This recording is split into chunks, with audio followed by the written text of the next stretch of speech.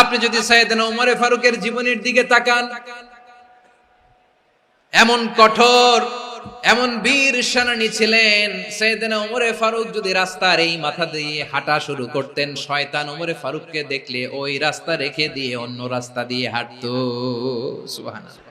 উমরে ফারুক রাদিয়াল্লাহু তাআলা আনহু কি পার্সোনালিটি ছিল, কি পার্সোনালিটি। আমাদের এলাকায় ছোট বাচ্চারা রাতে ভাত খেতে চায় না, আমার মেয়েটাও খেতে চায় না। এই এটা দিব ওইটা দিব, আজকে মাহফিলে আসার সময় বলে দিছে লিস্ট করে এটা এটা আনতে হবে। তো ছোট্ট বাচ্চাদের অনেক বায়না থাকে, ওরা রাতে খেতে চায় না। তো মায়েরা বিভিন্ন ভয় দেখায়, এই বাঘ আসবে খাও, এই ভূত আসবে খাও। আপনারা কি বলেন চট্টগ্রামে? ভূত ভূত ভূত আসবে, বাঘ আসবে, খাও খাও খাও, তাড়াতাড়ি খাও। তো বাচ্চারা এগুলো শুনে ভয়ে খেতে শুরু করে। মদিনার জমিনেও একই ঘটনা ঘটতো। মদিনার ছোট্ট ছোট্ট সোনামণিরা খেতে চাইতো না। তো মায়েরা বলতো, হা হুয়া ইয়াতি উমর, হা হুয়া ইয়াতি উমর, ওই যে উমর আসতেছে উমর।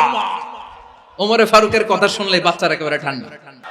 প্রভু তুমি বলেছ রাসূল দেবে না, বলনি দেবে না ওমর, বলনি দেবে না হামজা তারি, খালিদ বিজয় সমর।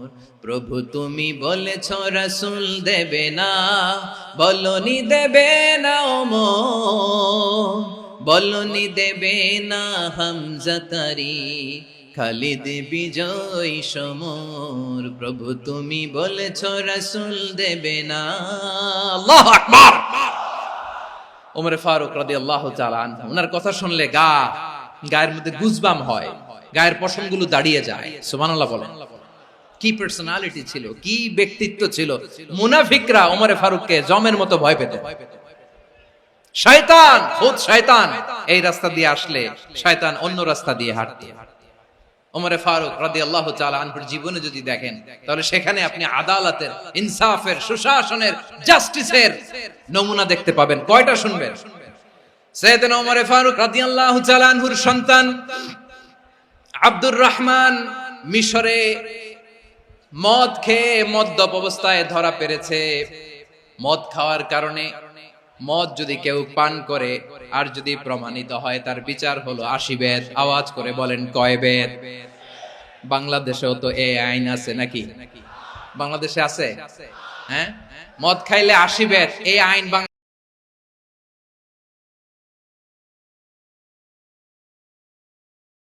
একেবারে সহজ।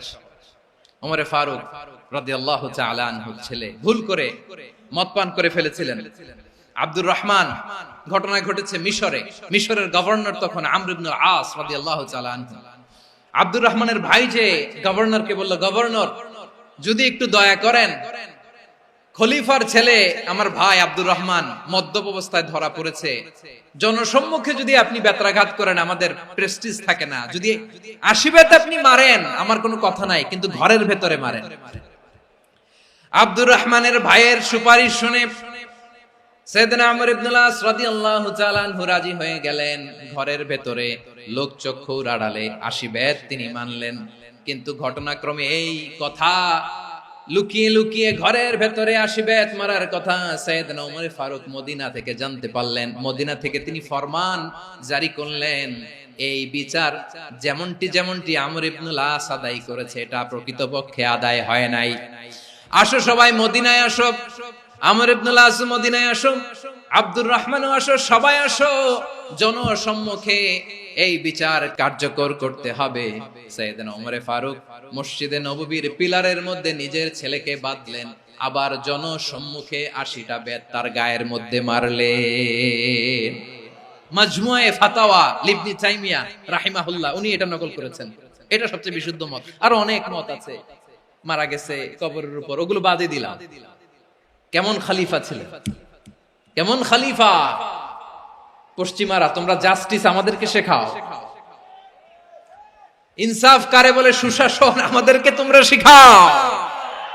ওমরে ফারুক রাদিয়াল্লাহু তাআলা আনহু ওইটাকে, ওই বিচারকে তিনি ধর্তব্য মনে করেন নাই। মদিনাতে এনে আবার জনসম্মুখে আবার 80 বেত মেরেছেন। মিশরে ওমরে ফারুক রাদিয়াল্লাহু তাআলা আনহু আমর ইবনে আসকে গভর্নর করে পাঠালেন। সেখানে আমর ইবনুল আসের ছেলে একটা প্রতিযোগিতায় রানার আপ হয়েছে, এক মিশরি সেখানে চ্যাম্পিয়ন হয়েছে। রানার আপ বুঝতে পেরেছেন তো? সেকেন্ড হয়েছে, এক মিশরি হয়েছে চ্যাম্পিয়ন প্রথম। কিন্তু গভর্নরের ছেলে ও জিততে পারে নাই, ও রাগে ওই মিশরির গায়ের মধ্যে কয়েকটা লাঠি দিয়ে বাড়ি মেরেছে। মিশরি যে মদিনাতে ওমরে ফারুকের কাছে বিচার দিলেন, আপনার গভর্নরের ছেলে অন্যায় ভাবে আমার গায়ে হাত তুলেছে। সাইয়েদনা ওমরে ফারুক আবার ফরমান জারি করলেন, আসো মদিনাতে আসো। মিশরীকে ডাকলেন। ওই মিশরের গভর্নর আমর ইবনুল আস রাদিয়াল্লাহু তাআলা আনহুকে ডাকলেন, তার ছেলেকেও ডাকলেন। সবাই বসে রইল।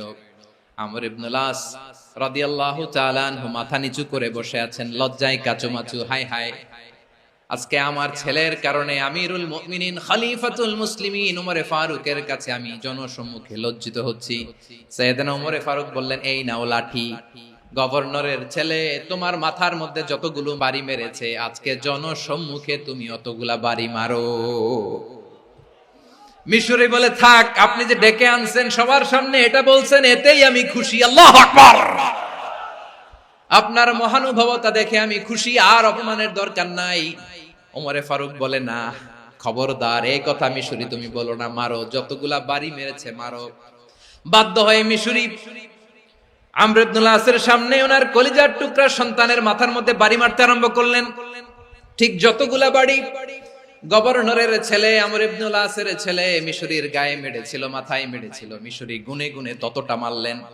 এই দৃশ্য দেখে ওমরে ফারুক রেগে মেগে আগুন, রাগের চোটে রাগ সামলাতে না পেরে, আর নিজেকে সামলাতে না পেরে মিশরিরে বললেন, ছেলেরে মারা শেষ হয়ে গেলে এবার বাবার টাক মাথার মধ্যে কয়েকটা বাড়ি মার। রাগের চোটে, আউট অফ অ্যাঙ্গার, রাগের চোটে, যে আমার পাঠানো গভর্নর আমর ইবনুল আস তার ছেলেকে কেন আদব তারবিয়া কেন শিক্ষা দিতে পারে না। ছেলেরে মারা হইলে এবার আমর ইবনুল আসের মাথার মধ্যে দুইটা মারো। এটা রাগে বলেছে, এটা শাস্তি হিসেবে না। সুবহানাল্লাহ পড়ো। তোমরা আমাদেরকে সুশাসন শিখাও। বিশ্বনবী বলেন, আদাল এটা জানাতন বিষয় না, এটা দিয়েই মানবিক সমাজ গড়তে হবে। আল্লাহ তাআলা কিয়ামতের কঠিন ময়দানে, যেদিন স্বামী স্ত্রীকে চিনবে না, স্ত্রী স্বামীকে দেখে পালিয়ে যাবে, বন্ধু বন্ধুরে চিনবে না, পীর সাহেব মুরিদরে চিনবে না, মুরিদ পীর সাহেবরে চিনবে না, দলের কর্মী তার নেতারে চিনবে না, নেতা তার কর্মীরে চিনবে না, বন্ধু বন্ধুরে দেখে পালাবে। কঠিন মুহূর্তে সূর্যটা মাথার কাছে চলে আসবে, জমিনটা তামার জমিন হবে। আজকের জমিনের মতো নয়। মানুষ ঘর্মাক্ত, ক্লান্ত, শ্রান্ত মাথার মগজগুলো কানের ছিদ্র আর নাকের ছিদ্র দিয়ে বেয়ে বেয়ে পড়বে। বিশ্বনবী ফরমান, কিয়ামতের ওই কঠিন ময়দানে 7 শ্রেণীর ব্যক্তিকে রব্বুল আলামিন তার আরশের নিচে ছায়া দিবেন। তার মধ্যে প্রথম শ্রেণীর ব্যক্তি হলো ইমামুন আদিল, যে ইনসাফের সাথে বিচার করে, যে জাস্টিস সমাজে সার্ভ করে, যে সুশাসন নিশ্চিত করে, ওই ইমামুন আদিল। আদিল শব্দটা বুঝছেন না? ইন্নাল্লাহা ইয়া'মুরু বিল আদল। পাইছেন? আদিল। 7 শ্রেণীর ব্যক্তিকে আল্লাহ তাআলা সুশীতল আরশের নিচে ছায়া দিবেন, যেদিন তার দেয়া ছায়া ছাড়া কোনো ছায়া থাকবে না। এর প্রথম হচ্ছে ইমামুন আদিল, ন্যায়পরায়ণ শাসক। চিল্লায়ে বলেন সুবহানাল্লাহ। আবার বিশ্বনবী বললেন, ইন্নাল মুকসিতিনা ইনদাল্লাহি আলা মানাবিরা মিন নূর আন ইয়ামিনির রহমান। কিয়ামতের দিন যারা ন্যায় পরায়ণ হিসেবে আল্লাহর সামনে দাঁড়াবে, কিয়ামতের দিন রব্বুল আলামিন তার আরশের ডান দিকে ওই ন্যায় পরায়ণ লোকদের জন্য আরশের ডান দিকে একটা নূরের মিম্বারে তাদেরকে বসার সুযোগ করে দিবে। আল্লাহর আরশের ডান দিকে ন্যায় পরায়ণ লোকদের জন্য আল্লাহ তাআলা নূরের মিম্বার বানাবে। তার ঠিকানে কথা মনে করেছেন? আল আদাল, জাস্টিস। ইন্নাল্লাহা ইয়া'মুরু বিল আদল। আল্লাহ তাআলা এই আদালতের নির্দেশনা দেন, সুবিচার, সুশাসন। প্রিয় ভাইয়েরা, এটা আমরা বাংলাদেশে চাই কি চাই না? এই যে অরাজকতা, এই যে অন্যায়, এই যে জুলুম, এই যে ইনকনসিস্টেন্সি সমাজের অসঙ্গতির প্রধান কারণ জাস্টিস নাই, সুবিচার নাই, সুশাসন নাই। শেষবারের মতো আওয়াজ করে বলেন তো, আমরা বাংলাদেশে আদল চাই কি চাই না? তাহলে প্রথম নির্দেশনা শেষ। আল্লাহ তাআলা তোমাদেরকে আদলের আদেশ দেন। এরপরে আল্লাহ বললেন আমি তোমাদেরকে ইহসানের আদেশ দেই, ইন্নাল্লাহা ইয়া'মুরু বিল আদলি ওয়াল ইহসান। আমি তোমাদেরকে যেমনি আদলের নির্দেশনা দেই তেমনি ভাবে তোমাদের ইহসান। আওয়াজ করে সবাই বলেন তো ইহসান। ইহসান মানে কারো প্রতি সফট হার্টেড হওয়া, মহানুভব হওয়া, অনুগ্রহ পরায়ণ হওয়া, অনুগ্রহশীল হওয়া, একে অপরের প্রতি দয়াদ্র হওয়া। একে অপরের প্রতি দয়াদ্র অনুগ্রহশীল হওয়া ছাড়া মানবিক সমাজ কশিনকালেও গঠন করা সম্ভব না। প্রিয় ভাইরা, সুন্দর আচরণ দিয়ে, ইহসান দিয়ে যা জয় করা যায়, নরম আচরণ দিয়ে যেটা অর্জন করা যায়, কঠোরতা দিয়ে সেটা পারা যায় না। বিষ্ণু ঈসা ইসলাম ইহসান দিয়ে, কোমল আচরণ দিয়ে, তার অনুগ্রহ দিয়ে তিনি অনেক কাফিরের হৃদয়কে জয় করে ফেলেছেন।